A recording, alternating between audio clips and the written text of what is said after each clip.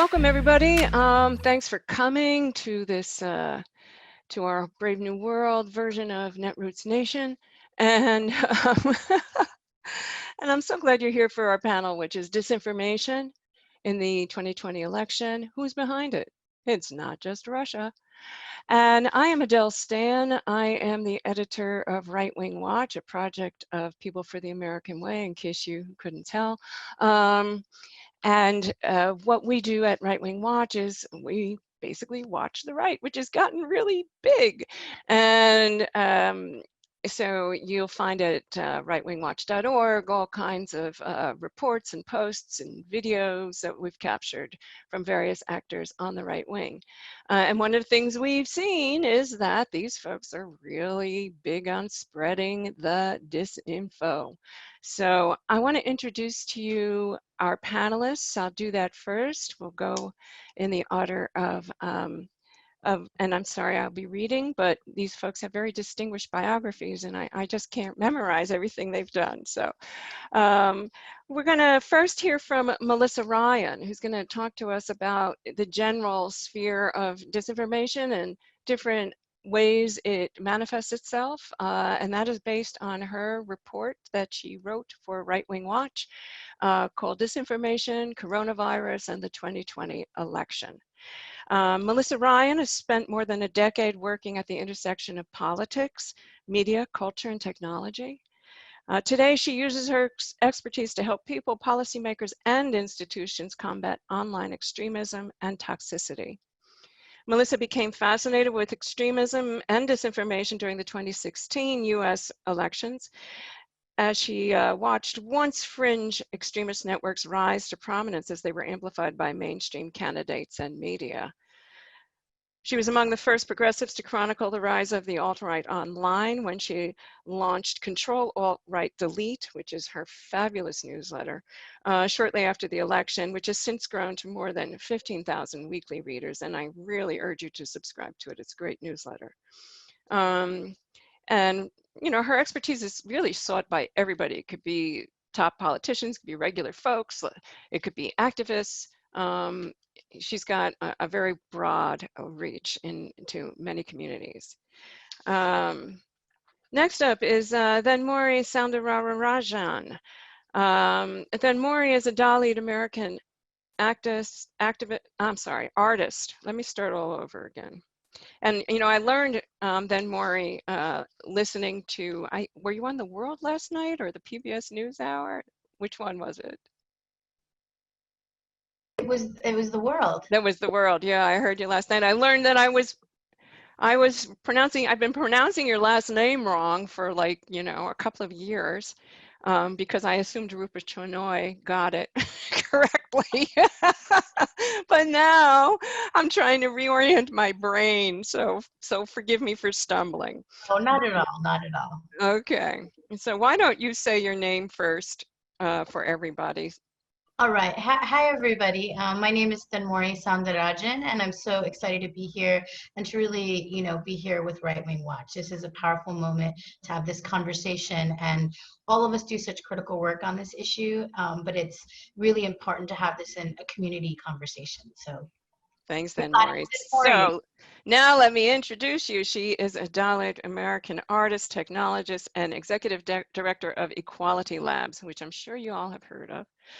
Which is an art and technology startup supporting South Asian religious, cultural, and genderqueer communities in the United States and South Asia. And that is really, you know, that is a really critical part of this work. Work in diaspora communities is really critical to finding our way through this time. Through her work, she organizes communities to fight impunity, state violence, anti-Blackness, caste apartheid, and religious intolerance. Her work has been recognized by the Robert Rauschenberg Foundation, Producers Guild of America Diversity Program, the Museum of Contemporary Arts, as well as the Magnum Foundation. Shireen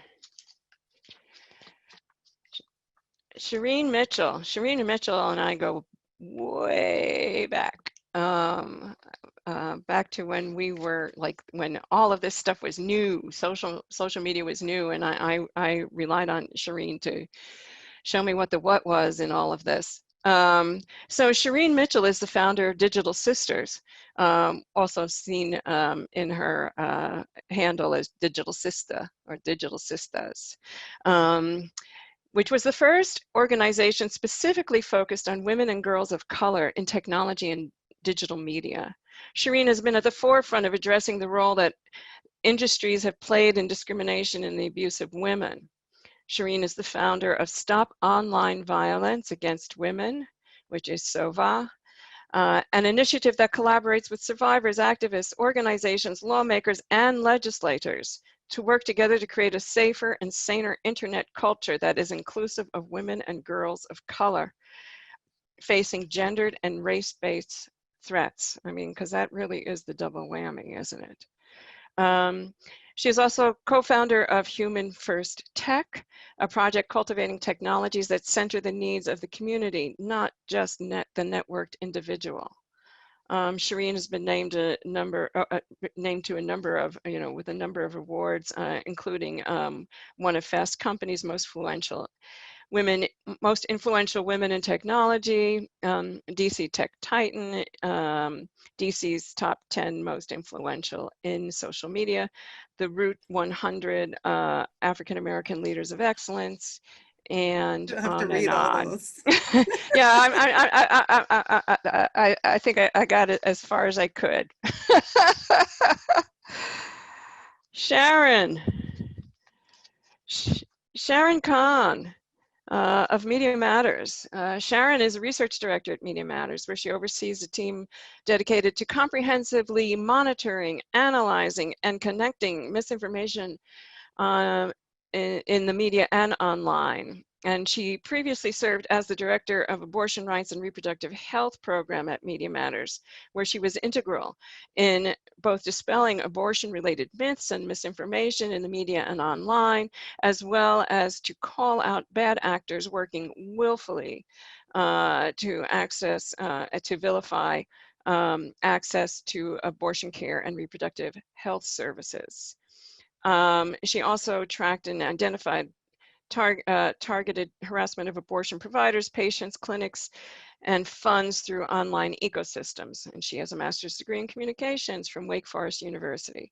So Sharon has a really unique lens to offer us to view this, the problem of disinformation and misinformation through, which is that of how reproductive rights folks and information is targeted. Fadi Karan. Fadi is campaigns director at Avaz, a 60 million person strong global movement mobilizing for change. And the way Avaz has been described to me is it's sort of the move on for the whole world. He leads Avaz counter disinformation efforts with a focus on investigating influence operations and pushing for social media platform accountability. He also leads efforts on building transformative leadership across the Middle East and North Africa, supporting human rights struggles across the world and ensuring accountability for war crimes and community organizing in Palestine. And Fadi is also an entrepreneur in the alternative energy field, where he has founded 2 companies bringing wind and solar energy to Palestine and other countries in the region. Fadi has appeared in the New York Times, NPR, The Guardian, the AFP, Time Magazine, the Daily Telegraph, on and on and on. And you will find his Twitter handle in his bio. And I'm going to ask, before we close out this session, that all of our panelists will drop their Twitter handles into the chat, as well as links to their work, so you can come away with some really valuable tools for your own work in organizing. So we're going to start off talking to Melissa Ryan about the report that she wrote for Right Wing Watch on disinformation, and to give us sort of an overview on the different ways that disinformation manifests itself in our social media infrastructures and in mainstream media. Melissa? Well, thank you so much, Addie. Thank you, Right Wing Watch, for organizing this panel and for commissioning the report I wrote on disinformation. Also, this lineup of speakers is insanely good. I'm grateful to be here for the discussion. So I wrote this report for Right Wing Watch. I think we wrote it with really a lens towards helping political reporters, but it's useful for anyone engaged in electoral politics this cycle. And the aim was to identify broad themes about disinformation and help folks start to spot it in the wild for themselves. The report covers who are the disinformers, who are they targeting, types of disinformation to look out for, and how the media amplifies disinformation. I'll drop it in the chat when I'm done with my piece so you all can see it. So just some key points I wanted to go over today. Who are the disinformers? So the term disinformation tends to conjure up images of Twitter bot armies with thick Russian accents, but the disinformation landscape in 2020 is actually a lot more complex. I think homegrown disinformation is actually going to be a much larger problem. It starts with Donald Trump's re-election campaign. It extends to a vast network of pro-Trump super PACs, right-wing media outlets, and an organized army of pro-Trump warriors happy to amplify every lie, conspiracy, and misdirection online. It's also worth noting that when it comes to Trump or his re-election apparatus, the tech companies have been super hesitant to negligent to take down disinformation or hate speech from a sitting president. Trump takes advantage of this. He's always daring the platforms to take down his most untrue or extreme content. The content gets more extreme. And then when the tech companies do actually label something or take it down, which is rare, the campaign will get another news cycle out of it. It's also important to note that Trump's online supporters can't merely be dismissed as bots. His online fan base is absolutely over-amplified, but they're made up of actual individuals happy to spend considerable time and resources getting pro-MAGA messaging, including disinformation, out into the ether. And if you want to learn more about how Trump folks self-organize, I highly recommend a Medium post by researcher Erin Gallagher, where she actually gets a Trump-trained source to talk her through how they do these campaigns on Twitter. And I will drop that in the comments as well. So how does the media amplify disinformation? To thrive, this stuff needs amplification and lots of it. Disinformers generally have a plan not just to create disinformation, but to disseminate it. And to do it, they need both willing amplifiers and frankly, they need dupes. Journalists and media outlets often become unwitting carriers of disinformation, helping viral conspiracies and disinformation go mainstream. So 3 areas of media manipulation that you want to look out for. 1, social media is segment producer. Traditional media often mines social media and trending topics for story ideas. Some of us at Netroots Nation, it has been our job to make something go viral, so we know a little bit how this works. Given that trending topics and viral content are so easily gamed, over-amplifying content in an attempt to force traditional media to cover it has become a really common tactic of pro-Trump disinformers. 2, repeating disinformation in the headlines. Often when media covers disinformation, even if their intent is to debunk it, what they'll do is they'll repeat it in the headline without correction, furthering the amplification, even when their intention is the opposite. And finally, number 3, this will be familiar to the Netroots audience, amplifying disinformation because both sides.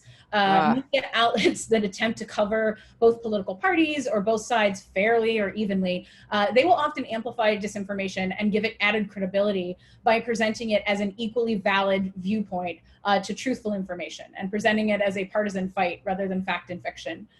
Pro-Trump disinformers, including the president himself, really rely on this amplification of false content and are continually gaming the refs, claiming that both traditional media and social media are biased against them to put media outlets on the defensive while they do this. And I just want to close with this. Trump and the Republican Party, they're doing everything they can to sabotage and delegitimize the election. They know that they can't win in a free and fair election, so they are stacking the deck in multiple ways. And disinformation is one of them. Just yesterday, the Washington Post reported that Trump had personally attacked the integrity of the election 80 times just since May, and really shocked to know that all of his assertions were disinformation. And unless by some miracle Biden or Trump scores a clear win on election night, their plan is to challenge the legitimacy of the election and to sow as much chaos and discord as they can. And that's going to involve disinformation. Trump actually did the same thing in 2016, refusing to say for months whether or not he'd concede and complaining about voter fraud and rigging with no evidence. It is on all of us to start countering this narrative now. We need to help prepare voters for the reality that election night is not going to unfold the way they used to. And what that doesn't mean that the election is rigged, but it's the process of ensuring an accurate vote count in this time. And since this is Netroots Nation, and let's be honest, y'all have a lot of social capital and influence, my call to action to you today is help spread the word on this. Push back with your friends and family, push back against media outlets that are running with the election night chaos frame, because we're already starting to see those articles, and pressure them to cover this in a more nuanced way. I think it's an easy and effective way to fight back against disinformation proactively, and it's one where an ounce of prevention is worth a pound of cure. Wow. That was great, Melissa. Thank you so much. A lot to think about right there. I would posit that that even if there is a clear result that says that Joe Biden has won the election, they will, that the Trump side will still be calling it rigged and not fair, you know. But hey, that's just me, and you know, I'm cynical. All right, then Maury. Then Maury's going to talk to us about cybersecurity and disinformation and how that stuff can go awry or work together. So then Maury, you are up. Sure. And again, thank you all for joining us online in this digital Netroots first. So I think just picking up where Melissa, you know, really brought us into this conversation, I think what's really important for people as folks are grappling with disinfo for the first time or for the repeated time, I think one of the challenges that we've had as a sector as a whole is that we're not being ambitious enough in terms of understanding how to address this problem. Too often disinfo is treated as simply a research problem or maybe even a communications problem, but I think we need to really look at it square in the eye for what it is, which is it is an information and cyber attack on democracy aimed at platforming the right at the expense of deplatforming our communities. And when you look at it from that comprehensive perspective, I think one of the things that we have seen at Equality Labs is that we are so woefully underfunded and under strategic in the ways that we need to be, because when organizations are trying to think about disinformation, they may have one workshop. They may have one touch point with the communication strategist once in the election cycle, and then it's usually up to a very overstretched comms person and maybe an intern to try to deal with these very strategic, well-funded actors. And I think that that really is a recipe for failure, and it's one of the reasons why you see so many organizations overwhelmed when they become the nexus of a digital attack that's connected to disinfo. And you know, in our work, we have done supportive work for foundations, for organizations of color and candidates of color who have been the targets of very violent campaigns.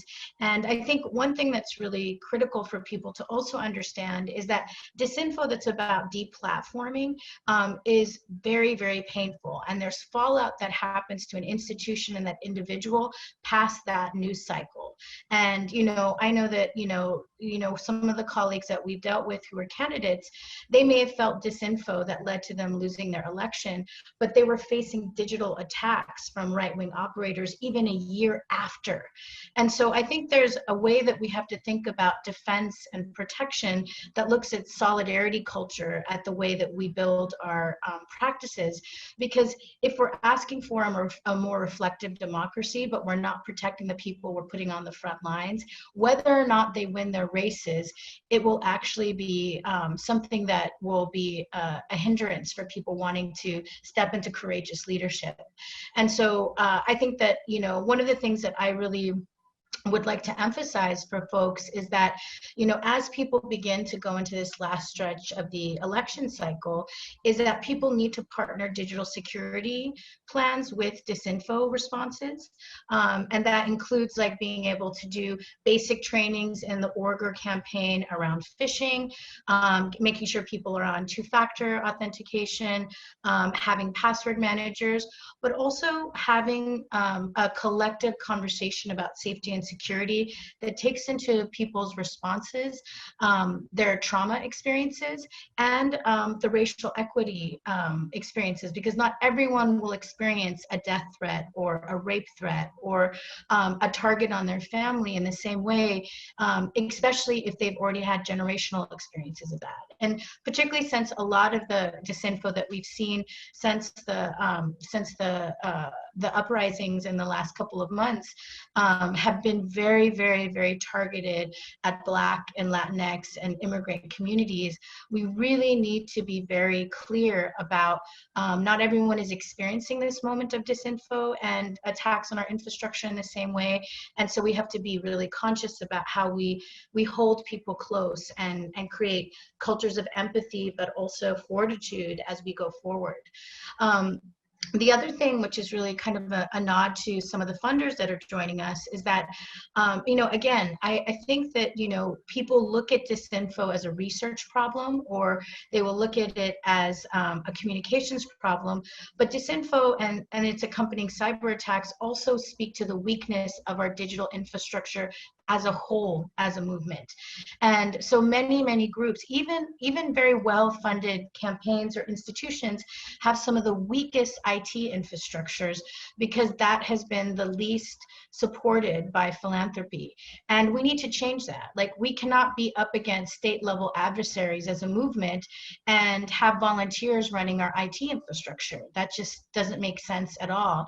And yet that is the case for some institutions. And so I think that it's really important that, when we're asking organizations to be on the front line to defend democracy, we need to make sure that we're not having a slingshot up against a tank, which is kind of the process that we're in right now when we're looking at how much we have to grow in terms of digital infrastructure as a movement. And just to give you an example of like how the right thinks, like, due to like the successful organizing that has happened in our space, we've had many right-wing figures, deplatformed from Twitter and Facebook. And the right just said, okay, you deplatformed us, we'll create our own platform, right? And so I'm asking for that same visionary call of action right now to deal with disinfo, because it is harmful. And, and I think that, another core piece of this is that, many of the candidates of color, particularly women of color that are stepping forward in this cycle, they have already endured 2 to 3 years of digital attacks already, simply because of this truth that the right wing is deplatforming our people through this harassment and disinfo in order to platform themselves. And to give an example of that, like, in our organization, we had like a hashtag because we had a research project looking at coronavirus related disinformation related to Islamophobia. And this kind of body of work was called Corona Jihad. And we had a global Twitter storm. And in the process of that Twitter storm, we ourselves were attacked. We were called Equality Labs Jihadis. Equality Labs is a terrorist organization, simply for talking about COVID-related Islamophobia. And what was interesting is when we analyzed the Twitter data of that attack, we found that there were several bots that were political bots that were used actually in the election cycle against Ro Khanna's campaign, 6 months earlier. And this is why I'm talking about, like, the platforming piece is really true when it comes to Black women and when it comes to Muslim leaders, because oftentimes activists that are being targeted by these huge attacks on Twitter, when you do the analysis, a small to medium portion of those handles will be political bots. And what that tells me is that every time they attack us, their followings get stronger, and they're doing that to build and prepare for the election cycle. And there's a candidate, Amani. I'm sorry then, Maury. We're running a little tight on time. Can we talk worries. about this stuff in the discussion? Yes, absolutely. Okay, yeah, I'd love to hear some specifics about candidates and what your experience of them is. And I cannot agree with you. I don't know if you could, I couldn't nod my head fast enough when you were talking about the progressive, the progressive movement, progressive organizations, weakness of cyber infrastructure. It is just really, really true. Okay, well, now we're going to start looking at how disinformation and disinformers target very specific communities. And Shireen has been really digging into this and how the disinformers target various African American communities and other communities that tend to vote Democratic. And she's going to give us kind of some examples of what that looks like and how that works. Thanks, Shireen. Yes, again, thank you so much. Also, even though this is the first inaugural online version of Netroots, I'm definitely one of the veterans of been in Netroots from the early days. Oh, that's right. That's right. Way early, way when we were having a whole bunch of different discussions. But I'm so glad to be here again. I'm so glad to be able to share our work. And the evolution of this time space that in terms includes all of the digital organizing and what we, early strategists were calling, the digital political campaign arms of different teams. So I'm just happy to be here to just share some of the work that we've done over the last couple of years. And when I say a couple of years, I'm actually talking the work that we're talking about is the stuff that we saw early in 2013. And that has expanded into what we know into 2020. So I am going to share my screen really quickly just to give a little bit of a visual. And the reason I'm doing this is that I want people to understand some of what we were tracking. So for everyone who understands, I'm starting with the Russian interference framework, and for those who know about that and have understood that we have documented what happened in 2016. We've documented what happened before 2016, and we're documenting what's happening present. This is a screenshot of the 3,500 ads that Russia did use. So it's like we're having this conversation about it's not just Russia, but I'm just going to remind you of the stuff that was Russia so that we can connect to the dots to where we are now. And if you look at this, you'll see that there was no other group targeted more than African Americans. This is still true in 2020. What's different is who's doing it versus domestic and foreign. But if you look really closely at this little intense part of our web data analysis, is that we started to track what that looked like for Russia and then what it looks like for others who are participating now. But if you look at this web, you can see that the red lines are kind of going out into a larger screen. But you see this very intense part that looks almost like Africa. I always say, people, if you look at that a little closer, it actually looks like Africa. But it really is an intense mobilization on Black identity and Black identity topics. I'll go to the next slide. When you focus in on those intense, which is the ones that were lighter color, you start to see that there's a focus that we all know that is part of Black identity, which is Martin Luther King, what is to be African American, Malcolm X, you see Black consciousness, you see Black nationalism actually is in here, the color Black, Pan-Africanism. This was actually all connected to the one web that I'm showing you now, which is stopping police brutality, i.e. the stuff that we're still talking about in 2020, right? This is not different. And if you look at the way that spans out, you can see how that web connects to different nodes of topics and issues that are important to the Black community and Black identity. And the reason I'm showing you this is to make sure that you understand that this isn't new and this isn't the only community, but it is the overwhelming one that's being weaponized at this particular point. I'm going to just break down, oh, this looks, sorry about that. Let me take that out because you can't see. Sorry about that. I'm going to go back. So you can see it. If you can see this better, I'm assuming yes. So you can see the words. If you look here, you can actually see when I talk about disinformation, I'm not just talking, when I talk about it from the context of Black American and the voters, I'm talking about some key things. I want to go quickly through these. That disinformation has been used as a weapon. When we look at this, we're looking at all the different aspects. So there are specific campaigns. We tracked 5 in our disinformation digital vote suppression report. Campaigns targeting Black identity and celebrities, basically focusing on the way in which we use our identity to engage and organize, and what that means. But most of these campaigns were specifically designed to tell Black people not to vote for the Democrats.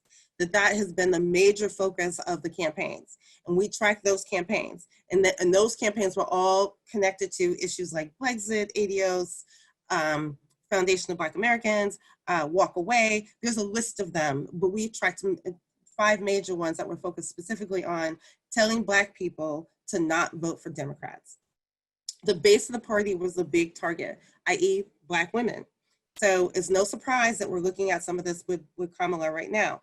This was always going on. We tracked this in 2013, pretending to be Black women, targeting Black women, having platforms not protect Black women, and particularly women of color in general, but Black women specifically.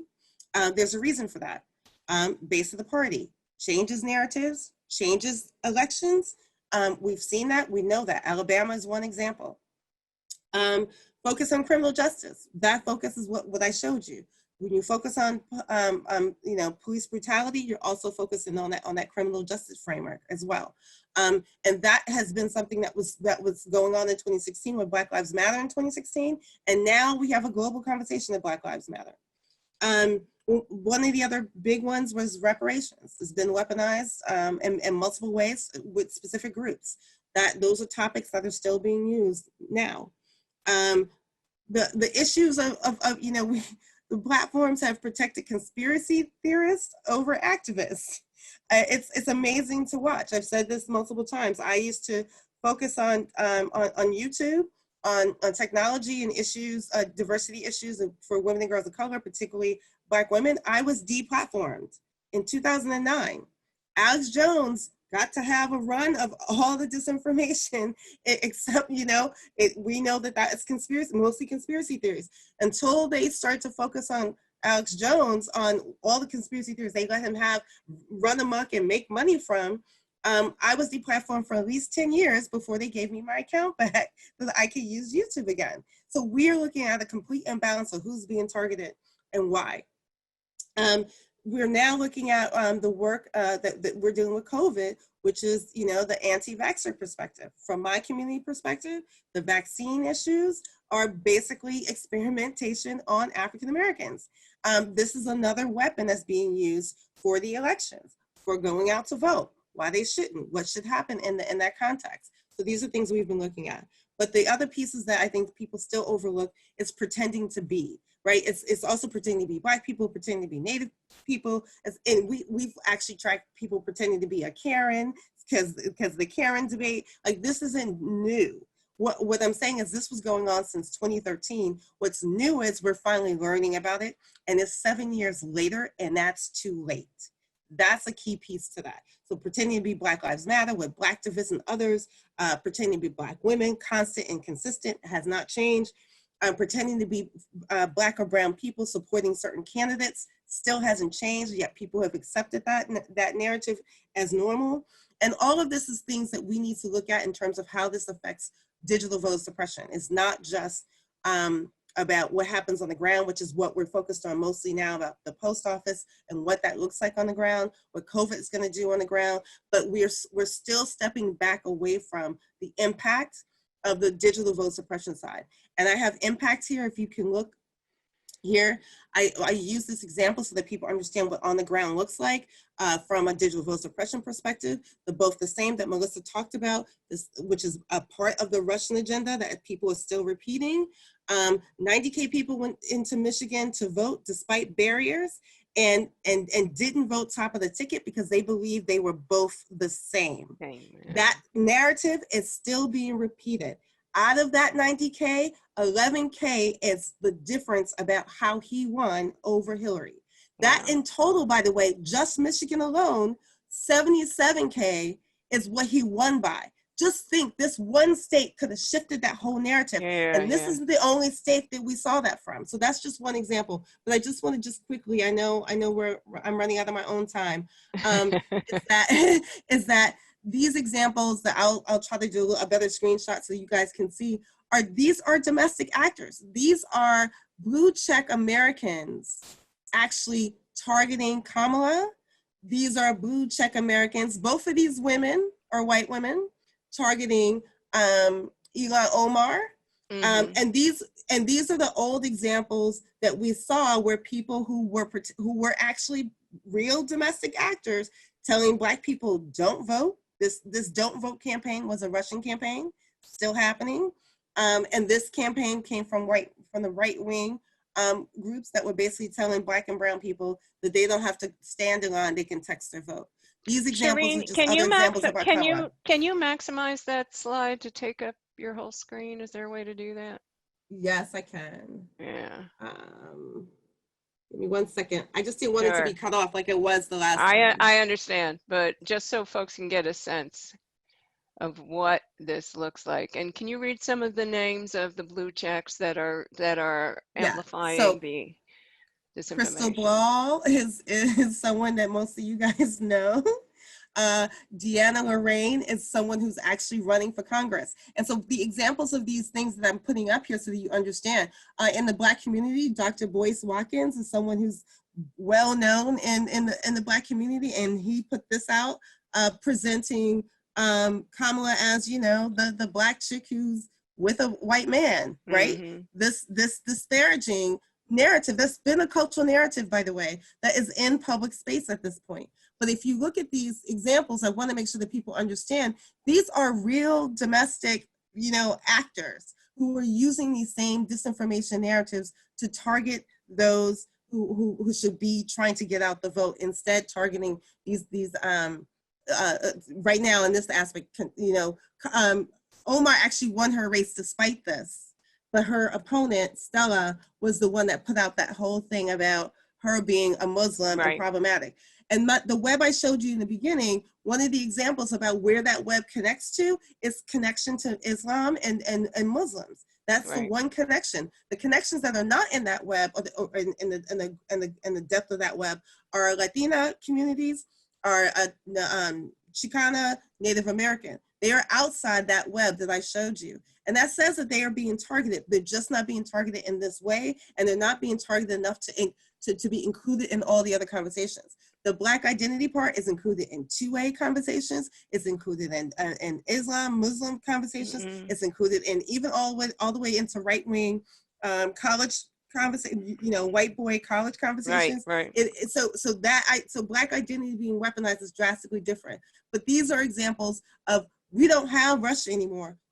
We have domestic actors participating in this very same action. Fascinating and terrifying. Thank you so much, Shireen. That was a really great presentation. And, you know, and another thing that I see, just sort of, and I should probably save this for the discussion, but it's on top of mind and I'll forget it by then, is the link to QAnon. I mean, both Deanna Lorraine and Stella are, you know, QAnon promulgators of that conspiracy theory. So there you go. And that's even crazier. I mean, that's a whole nother thing. Extra special. Few of us have thoughts about it. Okay, Sharon, what can you tell us about how disinformation works, and give us a view through the prism of the reproductive rights, both targeting reproductive rights supporters and putting out disinformation on reproductive issues? Hi, yeah, I mean, there's already been so much that we've talked about that I'm really eager to dive into. So I'll sort of keep my comments brief so we can get to discussion and hash this out, especially now that QAnon has been broached in our discussion. Introduced. Yes, which Media Matters has done a bunch of tracking of, so I'm very eager to talk about. But yeah, I think sort of my entry point to disinformation research in the course of my time at Media Matters was initially, you know, Media Matters is looking at misinformation sort of across the political spectrum and across different platforms, whether it's Fox News or on Facebook. And I think the sort of transition point for me in thinking about how disinformation frameworks operate, especially online, was, you know, I'm watching Tucker Carlson every night and I'm seeing the horrible, racist, sexist things he's saying about abortion, but how are those conversations happening online? And when we started looking into that, we saw, I think, a lot of things that are still going on and that are worth talking about in and of themselves, but also in many ways for me as a researcher, kind of operated as sort of a harbinger of what we're seeing with a lot of public health misinformation now in coronavirus, which I know we'll talk about probably in discussion, so I won't go too far into. But I think one of the initial things that we noticed was that sort of who gets to determine what something is factual on Facebook is a conversation, especially in the context of reproductive health. There was an incident almost 2 years ago now, I'm losing track of time, where an anti-abortion group, Live Action, was able to appeal the removal of a video, or I don't even think it was removed. They just had to put a warning on it that said it was inaccurate. Were able to successfully appeal the removal of a warning on a video that had health misinformation about abortion, simply because they were able to tap into a network which we know operates on a variety of issues about misinformation on Facebook, where they were able to lobby conservatives to say the removal of this misinformation is censorship of our views, which we know is not true. So from that entry point and looking at sort of what the share of voice was on Facebook and different conversations, we noticed that the sort of infrastructure of platforms is something that lends itself, whether intentionally or by virtue of not enforcing policies meant to prevent it, to the harassment and spread of misinformation. And I think this is something that's definitely relevant in the QAnon context, so I won't say too much about it now because I think we'll get to that in discussion. But sort of the structure of platforms and the way that groups are inherently sort of opaque. There are groups that you can see publicly, there are groups that operate privately, and how membership in these groups is self-selecting and sort of enables people to identify like-minded individuals who can then be motivated and in fact primed in many ways with information or misinformation to spread.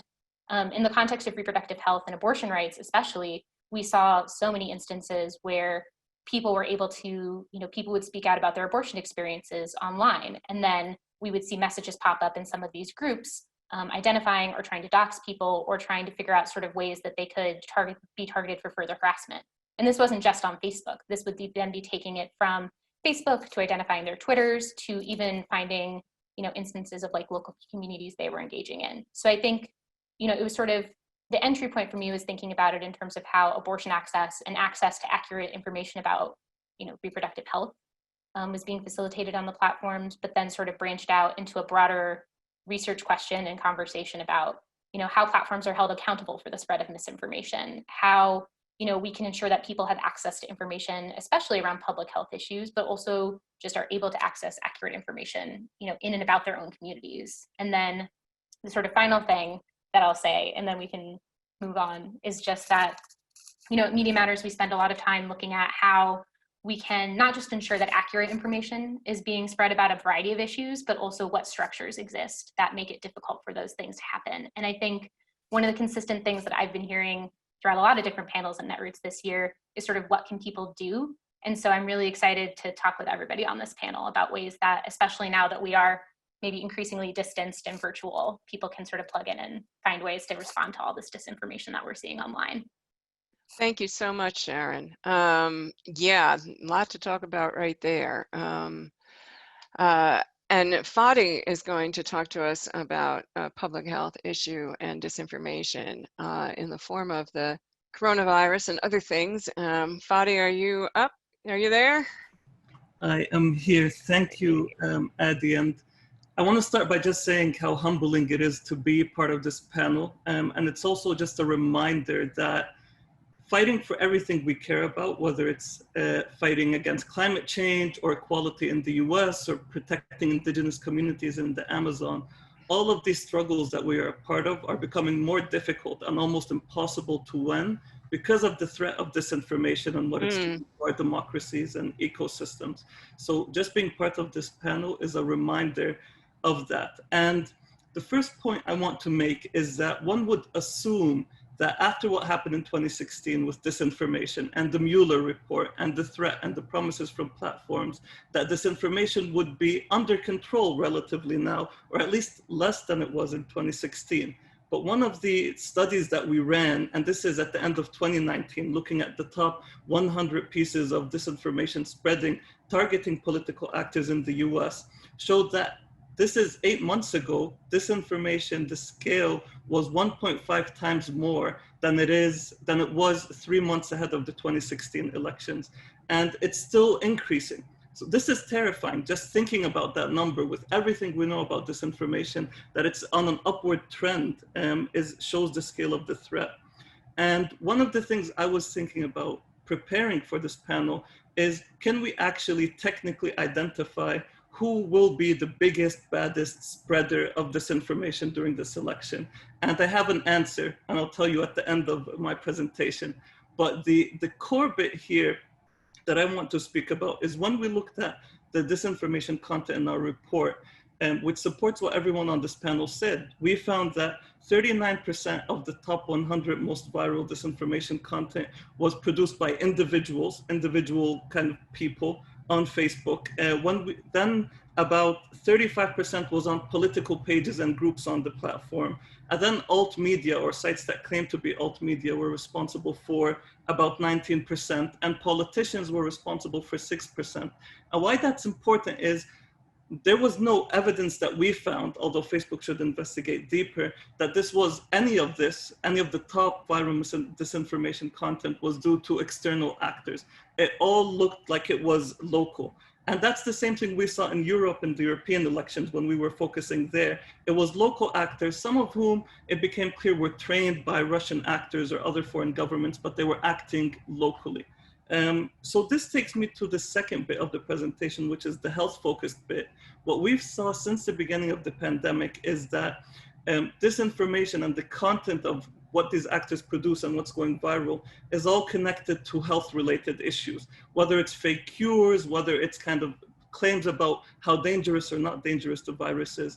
And we have a report that will be released Wednesday, and I can't give exact numbers because it's under embargo, but if the findings we had at the end of the year of 158 million views on disinformation content, the viral stuff, scares you, we're talking now in the billions of views on disinformation content related to health misinformation. And we're also, when we compared the organic reach of these health misinformation spreading websites to the organic reach of websites like the World Health Organization and the CDC authoritative, we found, and the number will scare you, but we found that it was significantly larger, the reach of the health misinformation networks, than the authoritative actors on Facebook. So this is the new environment. And when you look at these actors, the health misinformation networks, you have about 25% of them are connected to the far right. You have about 9% of them are connected to the right, but not the far right. You have 3 to 4% are connected to left/far left actors. Then you have about 61% or so who are, it's not applicable. They just spread this health misinformation, but it's not clear what type of actor they're connected to. And this takes me to then other things we're seeing. Everyone saw the pandemic, everyone saw the Breitbart video, and the new tactic of disinformation is what we call the disinfo dump. So these actors have built these— Excuse me, Fadi, can you just explain to folks what pandemic is? Yeah, so pandemic, the short explanation is that it was this documentary claiming that certain actors, such as, basically it's claiming that COVID-19 is a hoax, it's an anti-vaccination pandemic that brought to the fore a person who claims that she has evidence that the vaccines are essentially a conspiracy. And we can talk more about that after, but I don't want to give too much attention to this documentary itself because it's so harmful.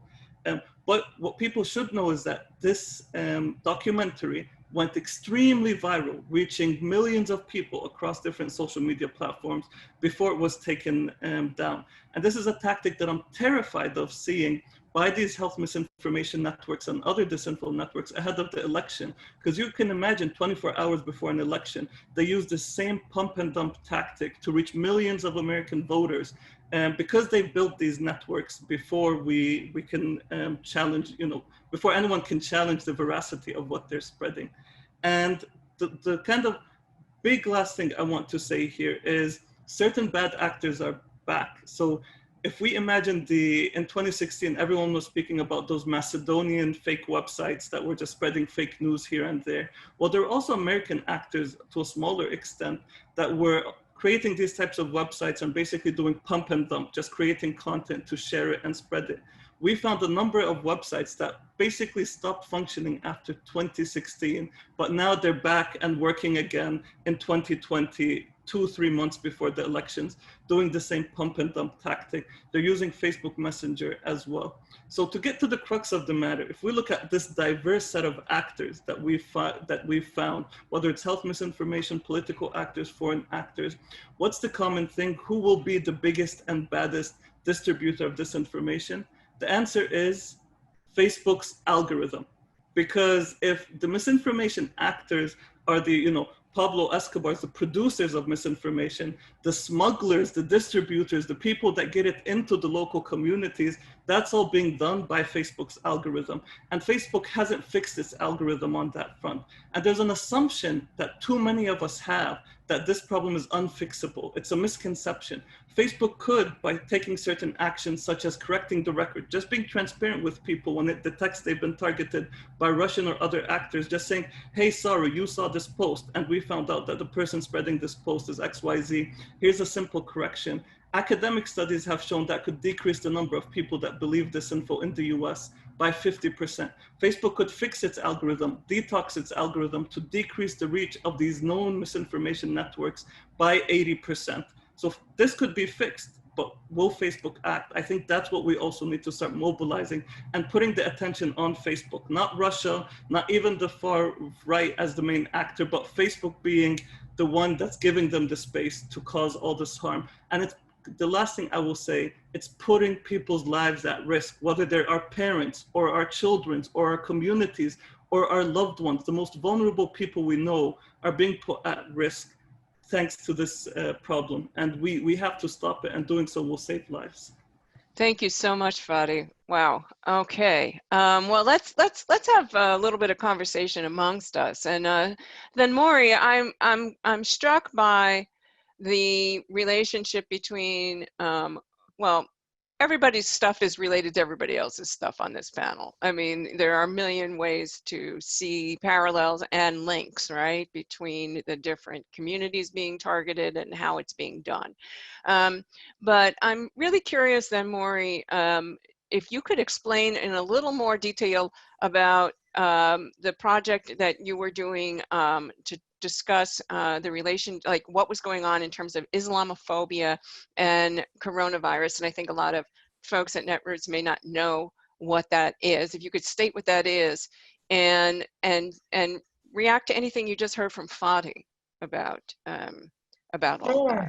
Well, I think one of the things that is really interesting in terms of our work is that we look at disinformation both in the Indian context, and I mean in the South Asian context, as well as the American context. And this is a very unique strand of COVID-related disinformation because it actually originated in the Indian market, which, for folks that don't know, India is in the middle of a genocidal process. And unfortunately, like we've seen around the world, authoritarian governments are weaponizing the COVID virus. So, and what apps are they using? Or is this like a WhatsApp kind of thing, or? Surprise, surprise, it's Facebook. Ah. Right. And I think the thing that was so alarming about this is that it wasn't like it was subtle. It was directly making Muslims the coronavirus. Like there was images of the coronavirus as with like a Muslim skull cap. They had and they would also have images of Muslims with, instead of suicide bombs, they had coronavirus images. I mean, there's no way that this could not have been a violation of any number of the guidelines.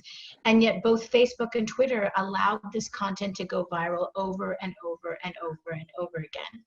And this is also, I think, so deeply disturbing because what I think is also very important for Americans to understand is that disinformation is not only global, but we will have memes and attacks that are here that are coming from other markets that are much larger. And then that global amplification makes it much harder from a jurisdictional perspective as to what we can do from an advocacy perspective. Because if we think that Facebook and Twitter is bad here, they're doing absolutely nothing in the global South. And I think that's, when we did a report, we got a lot of visibility to this issue. And I think the thing that was heartbreaking was that we started to see COVID-related disinformation impacts in the UK and the US. So we heard Muslims being equated with the virus here. We saw lots of folks like Act for America start to pick up on this COVID-related Islamophobia. Folks should know that Act for America is a far-right anti-Muslim group that's affiliated with the religious right. It appears, Bridget Gabriel, their leader, appears in a lot of religious right gatherings. And I think what this really points to is that we cannot, there's never been in the history of the United States an American corporation that has regulated itself to protect the American citizen or even global citizens. And it is really time for us to take these corporations to task for what they've allowed, because it's not just destroying American democracy, they're destroying democracies all around the world. And there's a new report that I'll share about in the Wall Street Journal about how, you know, when we talk about political bias in the United States, Facebook directly allowed Hindu nationalist politicians that said statements like, if I see a Rohingya, I will shoot them dead. Wow. And intervened and would not allow them to get off the platform because they wanted to keep in the country and support the Hindu nationalists. Wow. And so this is the corporations we're dealing with and that we're entrusting to our democratic discourse, which we absolutely can't at this point. Yeah. And Do you have a question for Fadi by any chance out of all of this? Well, I think, you know, Fadi, I think in terms of looking at how, you know, especially with the coronavirus, we are so underinformed and we are not able to actually create, you know, a national response because people are so fragmented by the gaslighter in chief and also the disinformation that we're exposed to. And I'm wondering if you've seen experiments where people are actually holding community factual conversations, just like people are doing pods for you know, to be able to build with each other. Can we build pods for accurate information and support and uplift doctors and other medical experts on this issue? Fadi? Yeah, that's a great question. And the first thing I'll say is yes, there are a lot of doctors, particularly that we've seen in kind of local communities, South Asian communities, Middle Eastern communities, African American communities that have started coming out, and some of them even make their short videos and share them on WhatsApp and Messenger. And I think that's a huge black spot, by the way, specifically for the Latinx/Chicano community. WhatsApp is huge, and a lot of stuff is spread there as misinformation. But I think we can move in that And can I just say, also owned by Facebook? Also owned by Facebook, and yeah. Rarely Messenger is being used. But the one thing I would say is how we spread kind of the fact check misinformation, no matter how much we work on it. And like I said, there are great people doing great work on this front. The algorithm, because it always looks at more sensationalized content and it doesn't benefit kind of vulnerable people just in how it's designed, will always support those who are trying to cause harm to our communities, just through how it works, than those who are trying to do good. And that's why no matter how much content we have to catch up, and the truth is, a lot of the doctors, we had a letter from thousands of doctors in the US and around the world, a lot of the doctors said, we don't want to be spending our time doing fact checks and spreading facts. We should be healing people in hospitals. And it's this ecosystem that the social media actors have created that's forcing doctors to waste their time making videos about things that should be simple, like wearing a mask. Yeah, yeah. Shireen. So I was, can I just, yeah. I know you're going to ask me a question, but I want to ask that. No, please. Yeah. Which was on my slide. And so that people understand, this is also the kind of thing that's happening in the Black community in America on the whole concept of, and this is not the only place, because we've been having conversations of things that's been happening in Africa. Places that don't even have internet access are still telling the same stories that are similar to the Tuskegee stories, because there's a history there about that being experimented on as Black people. I remind people all the time, the reason why you know about the reproductive system that we're all quote unquote fighting about is because enslaved Black women were experimented on without anesthesia. There is a whole history that goes behind this that we don't understand why our communities respond, outsiders don't understand why we respond this way, right? We got HeLa, the reason why we have a cancer cure for so many things is because of a tumor that was pulled out of a Black woman, Henrietta Lacks, right? Most of what you know about the things that have saved many of you is coming from a Black woman.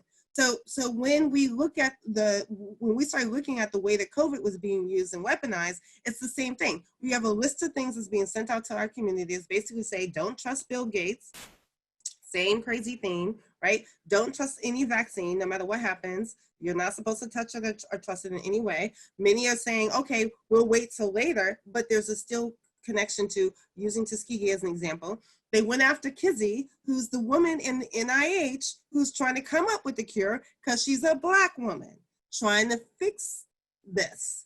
And so what we see, the way these things are targeted and the way it's used in our community is drastically different. The beginning of the COVID thing, Black people were saying there's so certain blue checks that were basically pushing out the concept that we can't get the disease at all. Yet we're being affected the most right now, and some people still actually don't believe that.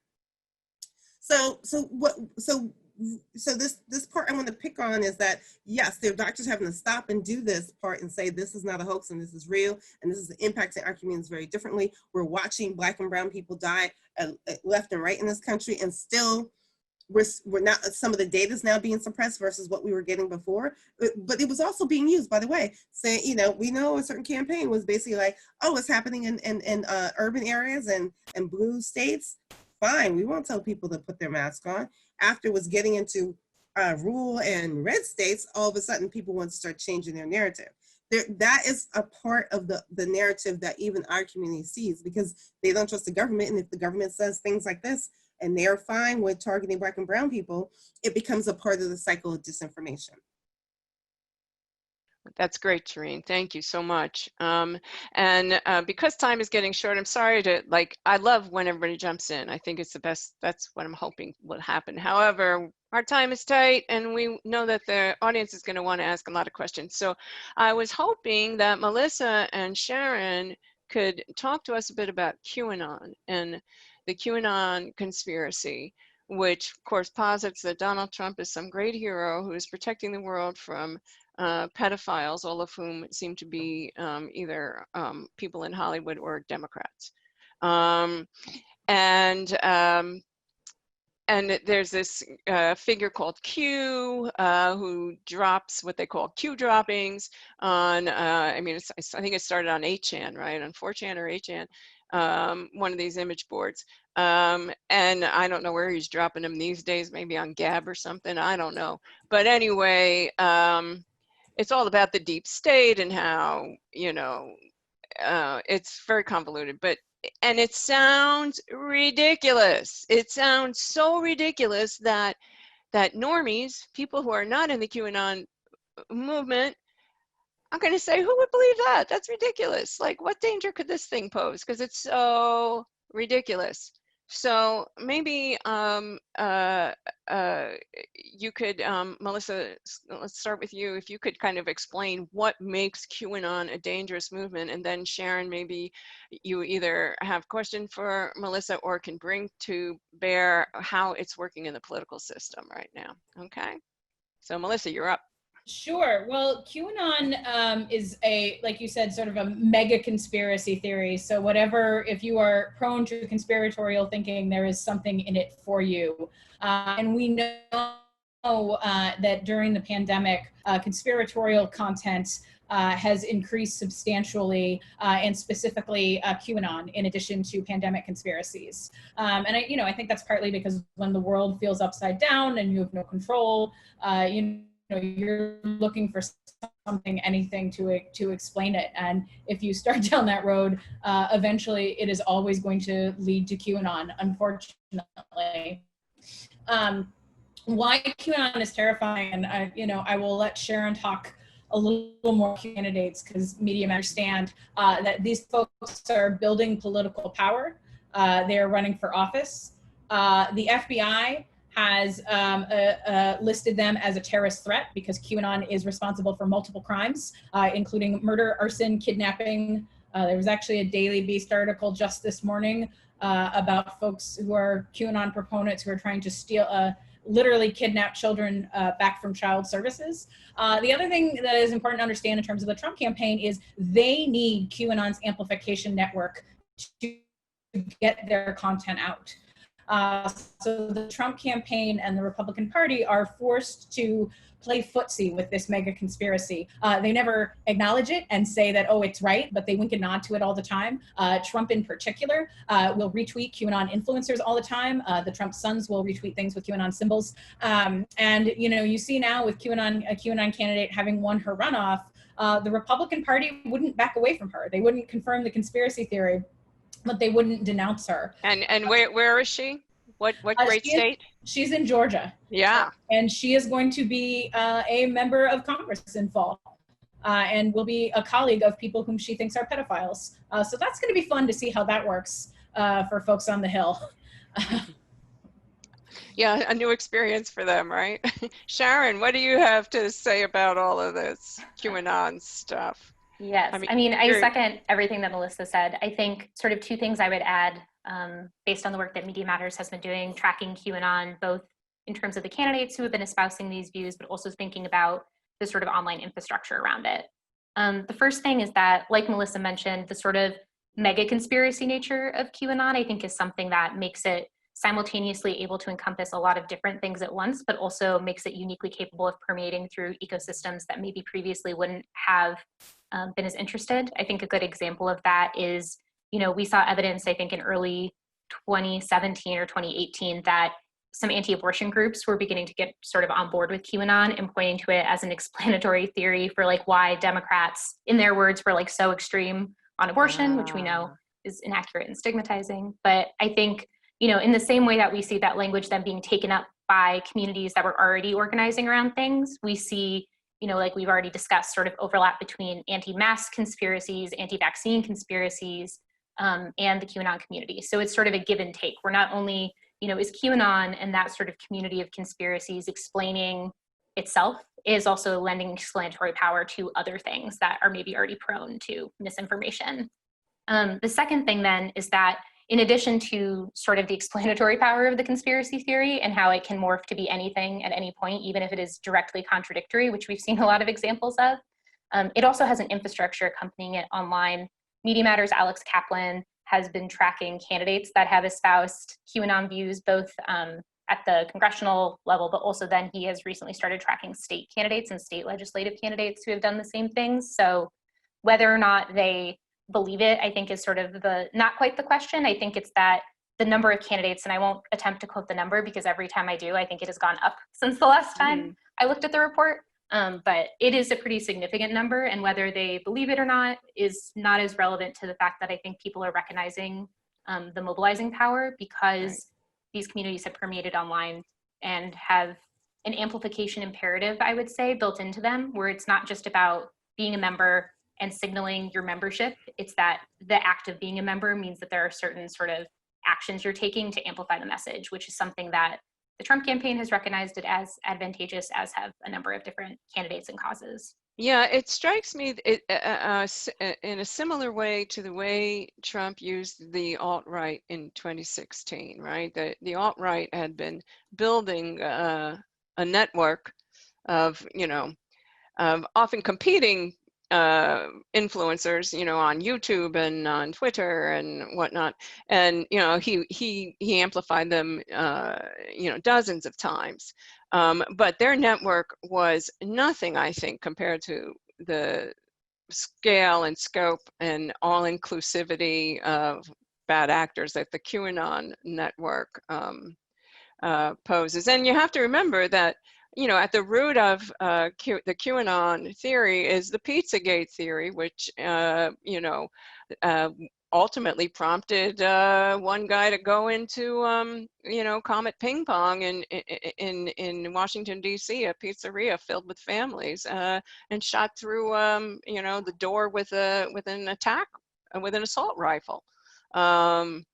So there's real danger in what they call stochastic terrorism, which is that you don't say go do this. You just paint a picture of somebody who's in grave danger or something's, some great loss that's about to occur, and prompt that will prompt the most unhinged people to go and take violent action. So Fadi, do you have anything to say about how the U.S. is our disinformation landscape is perceived around the world? Yes, and the quick answer is probably one of the worst, whether it's the local sources of disinformation or how it's targeted by external actors. Because the US, I think one thing we all need to be honest, with ourselves about is the US wasn't a neutral country in terms of political polarization before there was social media. There was already existing figures in society. As Shireen alluded to, there were already things that had been done and means of oppression and that created divisions within society. So it was always, the space was always there for different actors to just try to use polarization and disinformation. Similarly, there has always been a kind of problem within the US in terms of general news media sources that got worse in the last 20, 30 years in terms of just the polarization of the media. So the one thing I would add in terms of how the world looks at the US right now from outside is that can this country maintain itself, at least in the institutional sense, of being a democracy with everything, basically the foundations collapsing due to this problem. And that's the big frame. But the other frame is there's social media platforms, which are mostly based in the US. They built their systems, their algorithms to reflect the political context in the US. And so they build that, and then that is exported externally. And this is one of the most terrifying things, is where you can see Facebook making policy decisions based on the US political context, so it doesn't anger certain political actors. But then that can be easily used by people like Bolsonaro in Brazil or Modi in India. And essentially, it's an exporting of the US political culture to the globe through these social media platforms. And that's dangerous. That's a type of digital imperialism that creates, that brings issues such as racism and so forth and polarization to other countries where the cost could be even higher. Could be because the institutions are less strong, it could lead to deeper civil wars, more bloodshed. And this is a very, very dangerous thing that nobody's talking about internally here. But it's a threat to the whole global culture. I love that. I love that phrase, digital imperialism. Was that the Moriam who was about to chime in? Yeah, that was me. I was just going to say, and to build off of what Fadi is saying, we can't actually, we're not going to give the platforms leeway saying that they didn't know, because actually there was ample information that they should know. And also the UN has, the business principles and social responsibility that says before you enter a market, do a human rights assessment. And the thing I think people have to know with like companies like Facebook is that in 2013, they had the first social media mass atrocity that happened in India in the Muzaffarnagar riots. It started from a Facebook video post, and that itself should have made them stop operations, do an assessment, and figure out. Instead, they hired Katie Harbath, who ran the digital campaign of Rudy Giuliani, who then was a Republican digital strategist, to then run their elections unit. And once she ran their elections unit, the first countries that she worked on was India, the Philippines, and Germany. And what did those countries get? India got the BJP, Philippines got Duarte, and then the Germans had the AfD, which is their right-wing Nazi party. Right. And the thing that I'm so struck by and so infuriated about it is they knew this wasn't, and this was not a situation when they accidentally stepped into politics and it was like, oh no, they knew who to go to be able to get power to open up the markets that they wanted, which wasn't a democratic process, it was to support authoritarians.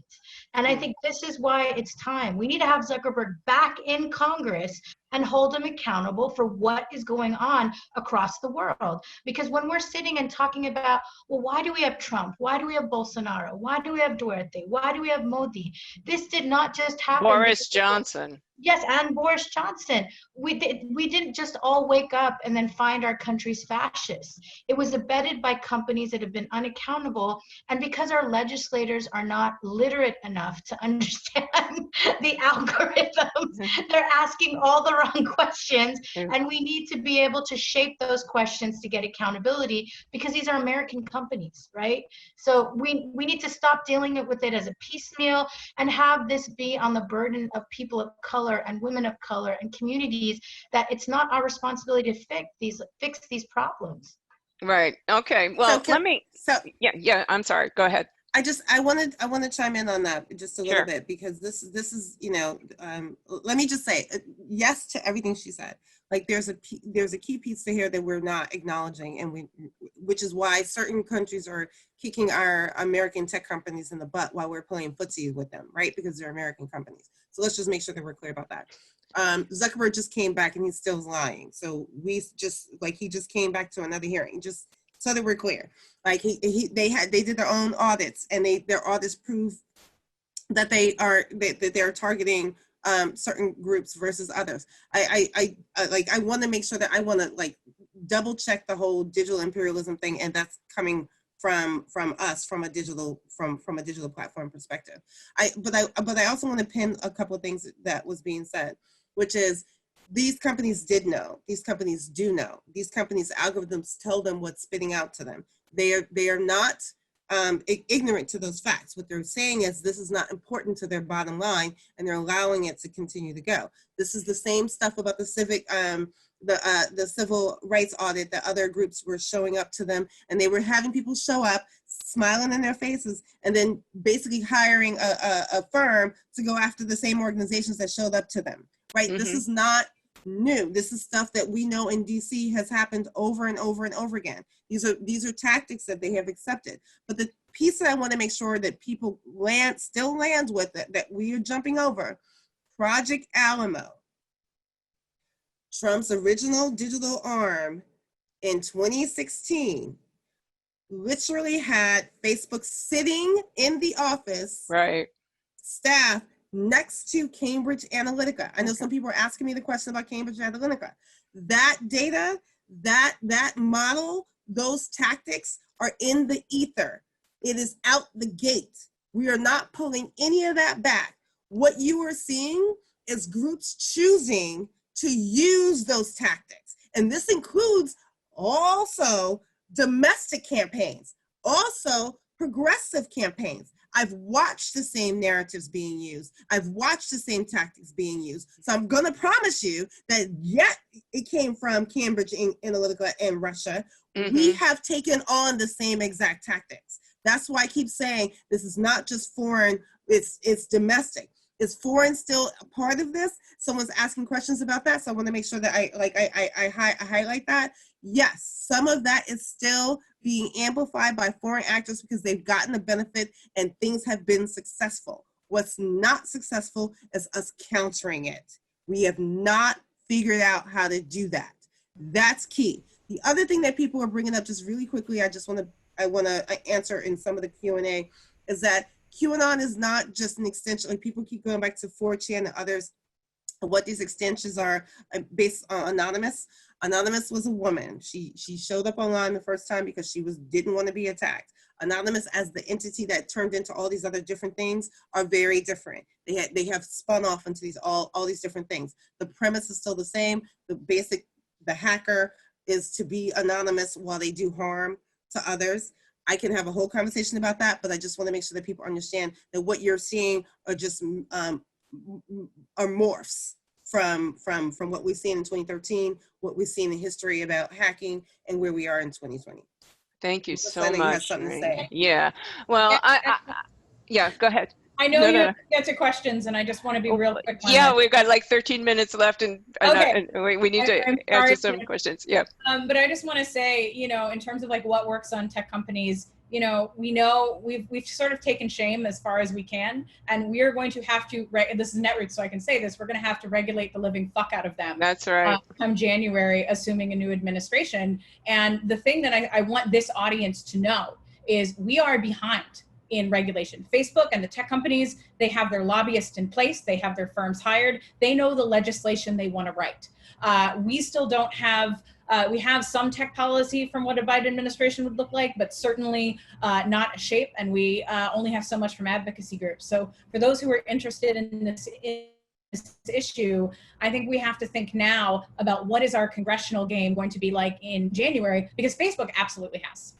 Yeah, well, and here's the thing, though. I mean, you know, we have such an absolutely corrupt, legally corrupt campaign finance system that really gets in the way of any kind of real regulation of these guys, because everybody's getting their money, right? And there's this whole, you know, everybody's getting their money, right? I mean, we all rely on their sponsorships. I mean, you know, it's really a trip listening to NPR these days, because every single freaking story is like, and we need to mention that, you know, so-and-so is a sponsor, and we need to mention, and it's all of, you know, it's all of the tech companies and the apps and all of that. So it's really complicated in that regard, but I do need to let the audience be heard a little bit.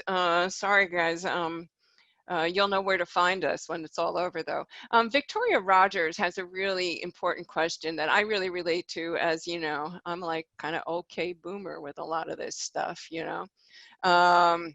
How do I get my small community of outreach in our democratic groups trained to help? Right? We're mostly over 40 and we want to help, but this sounds so complicated and overwhelming. So let's give folks some ideas of what they can do within their communities and as individuals to make change on this front. And I know it's really, I mean, I get overwhelmed by it. I look at this and I'm like, oh my God, all I can do is like tell people what's going on, but then am I amplifying the bad guys? And there's this whole complicated process that those of us who research this stuff go through with that. So who's got any thoughts on this? How do we help? Somebody, one of you brilliant people. Well, I'll let Thamori go. Well, I was going to say, I think that there's lots of different aspects, right? And I think we have to think about it as like short-term mitigation, long-term resilience, right? And I think with the mitigation, there's actually lots of really great people, many of whom are on this panel, who are there to help people with crisis comm strategies and to be able to think about not feeding the beast in terms of disinfo, but staying to the course on your message, and also working to amplify the evidence-based narrative that you need to have. But I think that like even before thinking about like who you find as a consultant or how you build that process forward, there is a core place for many organizers and organizations that need to first kind of address the fact, because I think a lot of people were thinking, well, it'll go away soon. And I don't think disinformation is going away soon. I think this is part of our political and democratic process for a long time. And in dealing with that, you have to have this like come to Jesus moment, like your institutions, about we need to have resources to deal with this accurately, because this isn't something that you can do as a volunteer effort. You need to be able to think about how to create resiliency plans related to comms, related to your digital infrastructure in case you're facing digital attacks.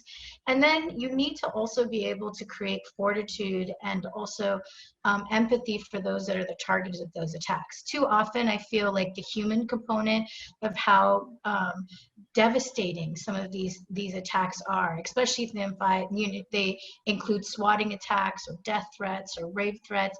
You know, they, like many people get pushed out of the political process because they don't want to get into the fray of that. And I think what we need to do is, if we want a reflective democracy, we have to support people's resilience. And that includes, you know, trauma and, informed support for people that it targets, and also group culture that works at being able to say, we're going to move in formation when we get an attack. We know this is happening, but we're not going to get distracted. We're going to stay forward. And critically, we're going to build power. Because the thing that disinformation has taught us is that, a fact is a fact, not just because of evidence, but because of power.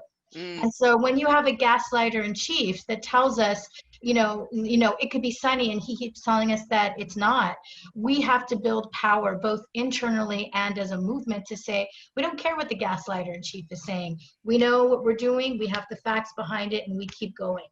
And I think it's that big psychological shift, knowing that we are not just going to fight, but we are going to thrive. And building that inner political fortitude collectively is a key, last piece, I would say.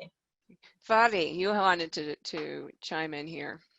And I just to follow up on that, the way I would like to describe things are, there's short-term things we need to do before the elections, midterm and long-term. In terms of the short term, we know elections in the US, particularly in swing states, are decided by small margins.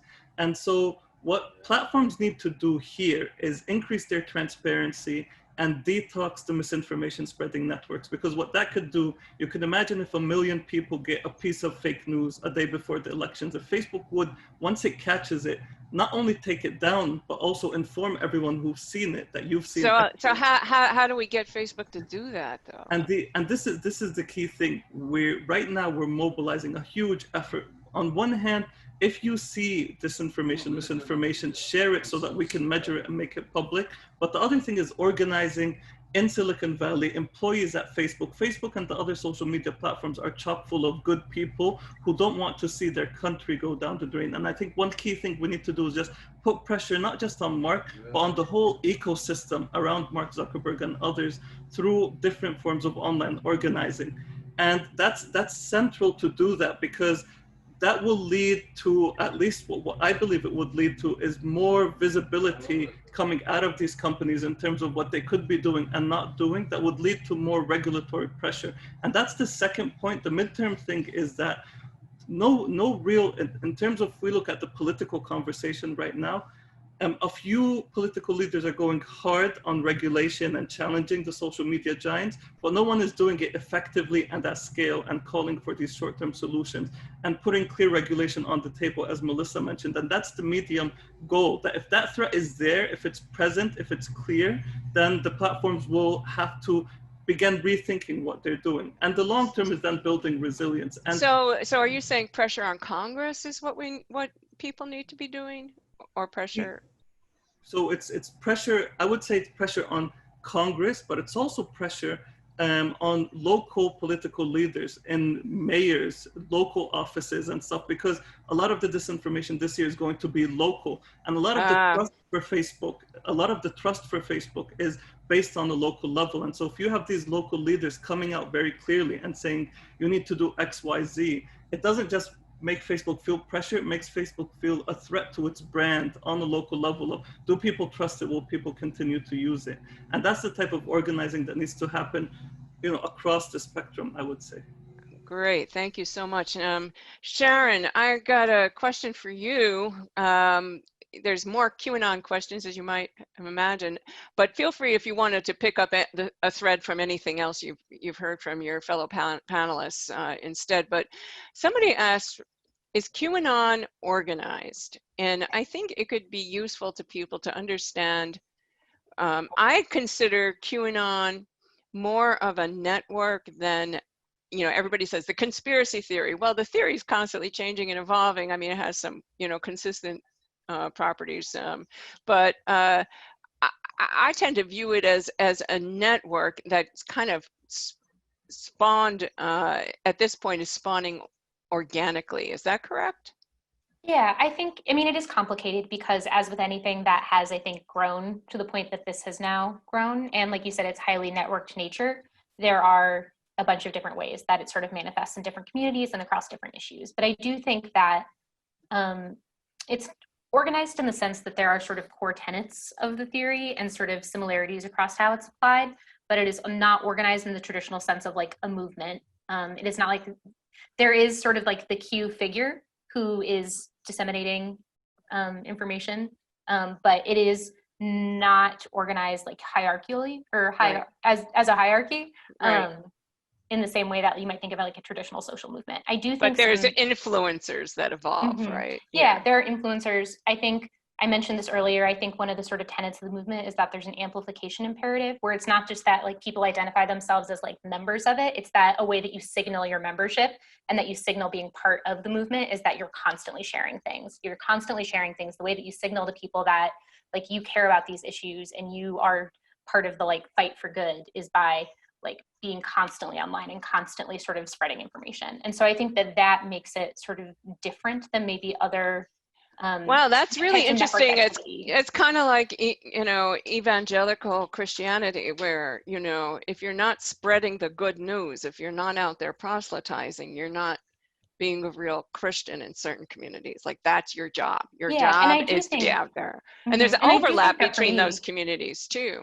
Yeah, there's overlap in the sense that sort of one of the things that the Q conspiracy tells people is that, you know, there sort of like is a righteous side of truth and we are fighting on it. And in order to like maintain this good, safe, moral, non-satanic way of life, we need to share these memes that will inform people about what's really going on, you know, really going on. But I do think that for me, and this is why coming from thinking about like reproductive rights and abortion access is sort of the entry point for me was something that I felt like when broader disinformation patterns clicked is because, you know, anti-abortion organizing and evangelical networks that do anti-abortion organizing have offline networks like phone trees and like church communities where they're doing all this same type of activity. And that's not to say it is the same thing, but I think a lot of the sort of like psychological and tactical things that are happening, people had a frame of reference for. And then when the internet kind of became involved in all of these other and became the new space for it. Yeah. Exactly. Well, this has been just like, I have so many questions and our time is up, and the audience has been great, asking great questions.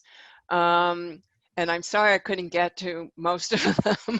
There's a lot of ground to cover here, folks. But remember that you are not disempowered. You are not without power in this situation, but it does require intentionality and organizing amongst yourselves. So you have our Twitter handles, you have our links to reports. Go forth. I believe in you, I believe in us, and we're going to keep on keeping on, keep doing the work. Thank you to Melissa Ryan, to Sharon Khan, to Fadi Karan, to Shireen Mitchell, and then Maury. Thanks so much, everybody.